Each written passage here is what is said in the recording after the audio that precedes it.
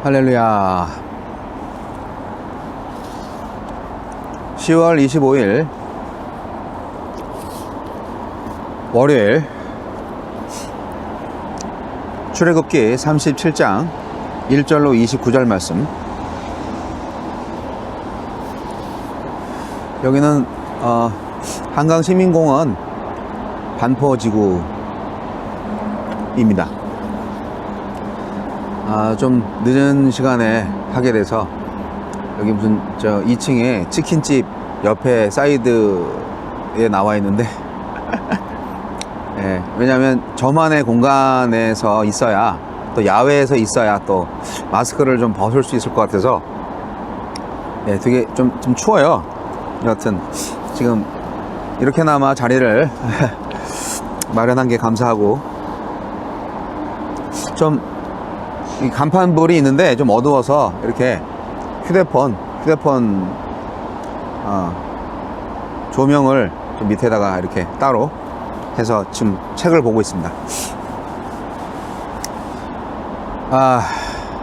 출애굽기 37장 1절로 29절 되게 긴데요, 읽어 보겠습니다.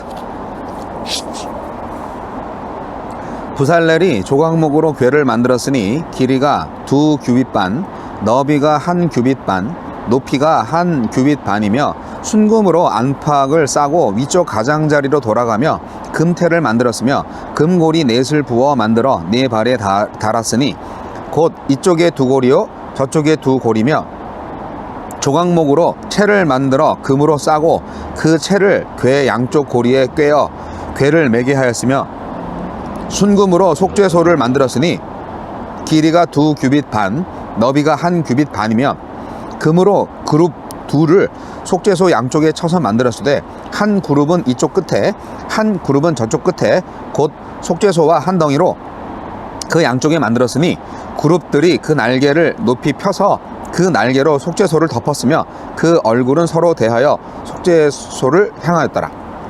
또 그가 또 조각목으로 상을 만들었으니 길이가 2규빗, 너비가 1규빗, 높이가 1규빗 반이며 순금으로 싸고 위쪽 가장자리로 돌아가며 금태를 둘렀으며 그 주위에 손바닥 넓이만한 턱을 만들고 그 턱 주위에 금으로 태를 만들었고 상을 위하여 금고리 넷을 부어 만들어 네 발 위 네 모퉁이에 달았으니 그 고리가 턱 곁에 있어서 상을 매는 채를 꿰게 하였으며 또 조각목으로 상 맬 채를 만들어 금으로 쌌으며 상 위의 기구 곧 대접과 숟가락과 장과 따르는 병을 순금으로 만들었더라. 그가 또 순금으로 등잔대를 만들되 그것을 쳐서 만들었으니 그 밑판과 줄기와 잔과 꽃받침과 꽃이 그것과 한 덩이가 되었고 가지 6이 그 곁에서 나왔으니 곧 등잔대의 3가지는 저쪽에서 나왔고 등잔대의 3가지는 이쪽에서 나왔으며 이쪽 가지에 살구꽃 형상의 잔셋과 꽃받침과 꽃이 있고 저쪽 가지에 살구꽃 형상의 잔셋과 꽃받침과 꽃이 있어 등잔대에서 나온 가지 6이 그러하며 등잔대 줄기에는 살구꽃 형상의 잔넷과 꽃받침과 꽃이 있고 등잔대에서 나온 가지 6을 위하여는 꽃받침이 있게 하였으되 2가지 아래에 한 꽃받침이 있어 줄기와 연결하였고 또 2가지 아래에 한 꽃받침이 있어 줄기와 연결하였고 또 다시 2가지 아래에 한 꽃받침이 있어 줄기와 연결되게 하였으니 이 꽃받침과 가지들을 줄기와 연결하여 전부를 순금으로 쳐서 만들었으며 등잔 7과 그 불 집게와 불똥 그릇을 순금으로 만들었으니 등잔대와 그 모든 기구는 순금 1달란트로 만들었더라. 그가 또 조각목으로 분향할 제단을 만들었으니 길이는 1규빗이요 너비도 1규빗이라 네모가 반듯하고 높이는 2규빗이며 그 뿔들이 제단과 연결되었으며 제단 상면과 전후 좌우면과 그 뿔을 순금으로 싸고 주위에 금태를 둘렀고 그 태 아래 양쪽에 금고리 2를 만들었으되 곧 그 양쪽에 만들어 제단을 매는 채를 꿰게 하였으며 조각목으로 그 채를 만들어 금으로 쌌으며 거룩한 관유와 향품으로 정결한 향을 만들었으되 향을 만드는 법대로 하였더라.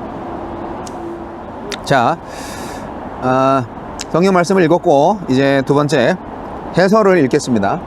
자, 성막 안 기물 제작입니다. 성막을 만든 후 성막 안 지성소와 성소의 기물들을 만듭니다. 지성소는 하나님의 임재를 상징하는 장소이고 성소는 그 하나님을 제사장이 섬기는 곳입니다. 하나님은 어떤 분입니까?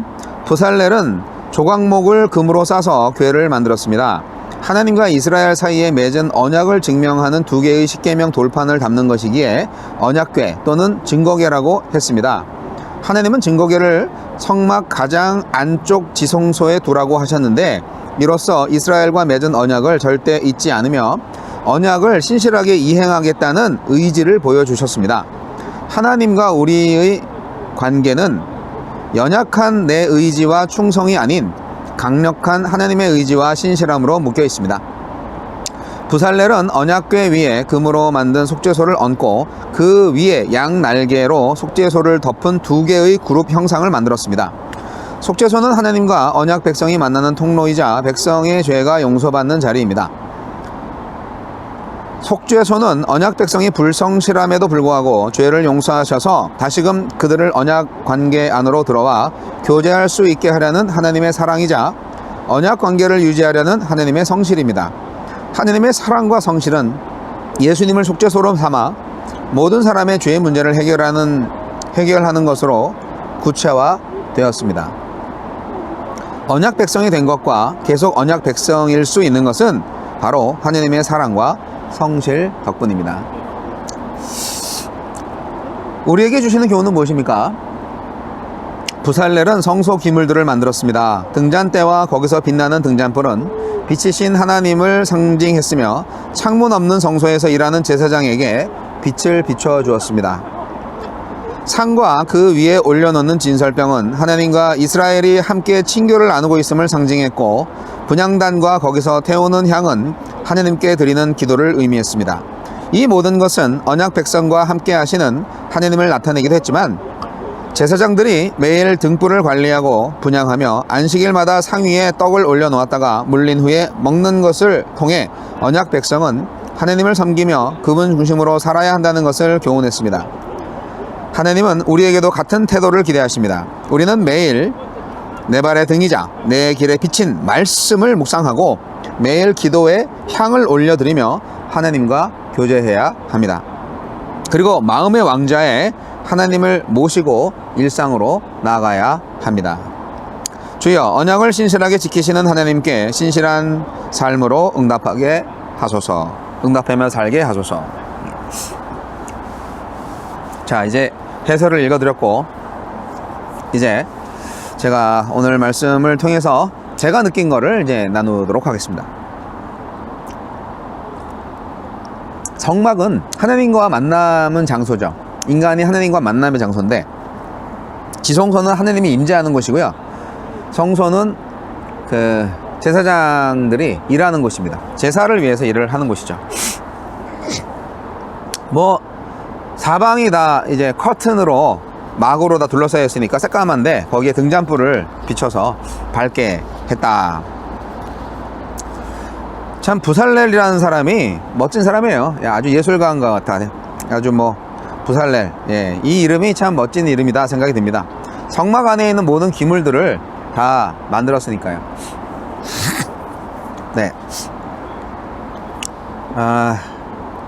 이렇게 하나님을 예배하는 그런 기물들, 성구를 제작하는 손길도 참 귀하다, 아름답다라는 생각이 듭니다. 제가 오늘 말씀드리고자 하는 것은 오늘 이 성막 안에서 우리가 진정으로 하나님과 어떤 교제를 나눌 수 있겠는가, 하나님과 인간과 그리고 예수 그리스도의 역할이 있어요. 예수 그리스도가 여기 성막의 기구들을 통하여서 아주 극명하게 상징적으로 나타납니다. 그게 이제 예수 그리스도가 바로 인간의 구주잖아요. 예수님이 아니었다면 우리는 하나님하고 만날 수가 없어요. 우리는 죄인이고 하나님은 거룩하신 하나님이시니까요. 신이니까. 근데 이제 법궤가 있고, 그리고 이제 법궤 위쪽에 두 그룹이 있어요. 천사 모양을 한 그런 상이에요. 그런 형상. 예. 날개가 한 6날개 정도 되는 그런 그룹. 예. 그룹이라고 하는 게 이제 천사를 말하는 또 다른 이름인데, 이 그룹이 이렇게 법궤가 있고 그룹이 딱 이렇게 있고, 그리고 이제 그 밑에 십계명의 그 돌판이 법궤 안에 있잖아요. 그리고 만나가 있잖아요. 그리고 아론인가요? 예, 싹이 난 지팡이. 예. 그 세 가지를 보관한 법궤가 있어요. 이게 굉장히 상징적인 건데, 그 사이, 두 그룹 사이의 공간이, 그 공간이 법궤가 있고 그룹이 있고, 이 공간이 바로 속죄소예요. 속죄소. 이 공간을 속죄소라고 하는데, 그게 바로 예수님이거든요. 그래서 이 속죄소가 법궤에서 가장 중요한 부분이에요. 정금으로 만든 속죄소입니다. 예. 거룩한 하나님께서 임재하셔서, 예, 인간들에게 은혜를 베푸는 곳이에요. 여기가 바로 예수 그리스도가 계신 곳입니다. 대제사장이 바로 이곳에서 1년에 한 번 모든 백성의 죄를 속하기 위해서 사역을 하셨어요. 여기에 피를 뿌린 거예요. 그 속죄소에 피를 뿌린 거예요. 예. 예수 그리스도는 하나님과 인간의 중보자, 다리를 하신 분입니다. 구세주로 일을 하시는 분이고요. 속죄소야말로 바로 그런 예수 그리스도의 구속사역, 대속하신 주님으로서 그 사역을 가장 명확하게 말해주고 있는 공간입니다. 여러분, 지성소는 하나님의 임재처소예요. 그래서 우리는 그 안에 있는 법궤를 통해서 하나님과 성도, 그리고 예수님의 품격과 사역들을 경험하게 됩니다. 우리는 하나님의 말씀을 붙들어야죠. 근데 그 말씀은 살아있는 말씀일 때 진짜 말씀이 된다고 특히 요즘 많이 제가 느낍니다. 말씀이 죽어있는 말씀이라면 그냥 책에 있는 글자밖에 안 되는 거예요. 들리는 좋은 말밖에 안 되는 거예요. 그게 삶으로 나타나지 않고 실천되지 않으면 죽어있는 말씀인 거예요. 우리도 죽어있는 말씀만 갖고 있을 수 있어요. 그러나 그 말씀대로 살아갈 때 그 나에게 주신 말씀이 비로소 살아있는 말씀이 되는 거죠. 그렇기 때문에 영화롭고 존귀하신 하나님과 만나서 성도는 그야말로 하나님을 증거하는 증인된 삶을 살아야 되는데, 문제는 말로만 증거하는 게 아니라는 겁니다. 하나님의 공의와 법과 성품을 증거하는 십계명, 어떻게 보면 말씀이라고 볼 수 있죠. 그 말씀이 법궤 안에 있고, 또 그 외에 만나와 아론의 쌍난 지팡이가 왜 있겠어요? 네, 이 모든 것이 광야 생활 가운데에서 이스라엘 백성들을 하나님이 구원하셨고, 그뿐만 아니라 계속적으로 무한한 은혜로 채워주셨던 하나님을 경험한 증거물들인 거예요. 그러니까 우리가 이 법궤를 들여다보면 하나님이 어떻게 이스라엘을 구원했는지, 출애굽 광야에서 어떻게 그들을 사랑하셨고 그들을 인도했는지 그 증거들을, 이 아론의 쌍난 지팡이 딱 보면 그랬었지. 예, 그 두 돌판을 보면 이랬었지. 만나를 보면 우리가 맨날 만나를 먹고 살았어. 그럴 수가 있는 거예요. 그러니까 이 증거가 있어야 되는데, 요즘 우리가 무엇을 증거 삼고 살고 있어요? 노준엽은 이러이러한 삶의 흔적을 통해서 그리스도를 증거했어. 하나님을 증거했어. 하나님을 경험하는 삶을 남겼어. 뭐 이런 게 있어야 되잖아요. 여러분도 마찬가지죠. 내가 하나님을 뭘로 증거하고 있지? 지금 이 법궤 안에는 십계명 돌판이 있고, 아론의 쌍난 지팡이가 있고, 만나가 있어요. 이 세 가지 증거. 그 광야 기간에서의 구원 사역, 하나님께서 함께 하셨다는 그 증거가 있어요. 저와 여러분에게는 어떤 증거가 있어요? 세례 증서? 그런 것밖에 없나요? 물론 그것도 아주 소중한 증거입니다. 예. 그러나 우리가 정말 나만의 증거가 좀 있을 필요가 있지 않나 한번 생각해 보세요. 하나님께서 나와 함께 하셨다는 바로 그 증거. 그래서 하나님이 거기서 내가 너와 만나고 속죄소 위 곧 증거궤 위에 있는 두 그룹 사이에서 내가 이스라엘 자손을 위해서 내게 명할 모든 일을 내게 이루리라, 이렇게 25장 22절에 말한 것처럼 우리가 그 항상 그룹과 이 법궤 요 사이 요 공간 속죄소, 여기에서 항상 있어야 돼요, 우리가. 예, 여기에서 모든 사역이 일어납니다. 예. 이런 것이 상징적으로 이제 성막 안에 있었다 하는 것입니다. 그리고 뭐 여러분 아다시피 이제 분향단과 분향단에서 향을 피운다 이런 것은 성도의 기도를 상징한다고 전에도 말씀드렸는데, 여러분 하나님이 우리 마음속에 이제 성전을 지으셨어요. 그죠? 그렇기 때문에 우리 마음속에서 이 모든 성막이 제사가 다 이루어져야 된다. 저와 여러분의 인생 속에서 성막으로 함께 하신 하나님이 우리의 인생과 함께 하시는 하나님이세요. 사랑하는 성도 여러분,